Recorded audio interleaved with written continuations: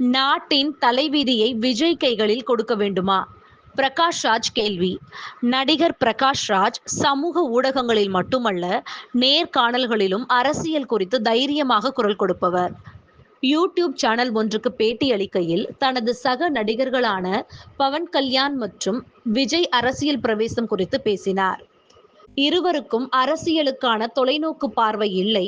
இருவரையும் 20 வருடங்களாக தனக்கு தெரியும். பவன் தனது சகோதரர் சிரஞ்சீவியின் குடும்பத்திலிருந்து வந்தவர். அவருக்கு ரசிகர்கள் ஏராளம். அதேபோல் விஜயின் தந்தை எஸ். சந்திரசேகர் ஒரு பிரபலமான இயக்குனர். விஜய் அரசியலுக்கு புதியவர். நாங்கள் ஒருபோதும் அரசியல் பற்றி தீவிரமாக பேசியதே இல்லை. அவர்கள் நடிகர்கள். புகழ் காரணமாக அவர்கள் அரசியலில் நுழைந்தனர். 2 நடிகர்களுக்கும் நாட்டில் ஒரு தொலைநோக்கு பார்வையோ அல்லது பிரச்சனைகள் பற்றிய புரிதல் இல்லை. பவன் தனது கட்சியை தொடங்கிய 10 ஆண்டுகளில் அவருக்கு மக்கள் பிரச்சனைகள் பற்றிய புரிதல் இருப்பதாக தெரியவில்லை. நான் அதை விஜயிடமும் காணவில்லை.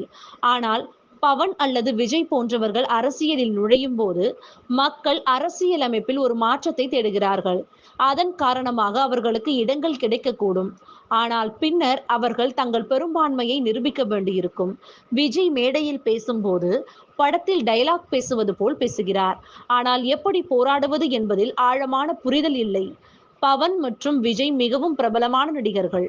ஆனால் நாட்டின் தலைவிதியை அவர்கள் கையில் கொடுக்க வேண்டுமா என்று கேள்வி எழுப்பினார். பிரகாஷ், பவன் மற்றும் விஜய் இருவருடனும் போக்கிரி, கில்லி, ஜல்சா மற்றும் வக்கீல் சாப் போன்ற பிரபலமான படங்களில் பணியாற்றியுள்ளார். அவர் அவர்களின் வரவிருக்கும் படங்களான ஜனநாயகன் மற்றும் தேக்கால் ஹிம் ஓஜி ஆகியவற்றிலும் நடிக்கிறார்.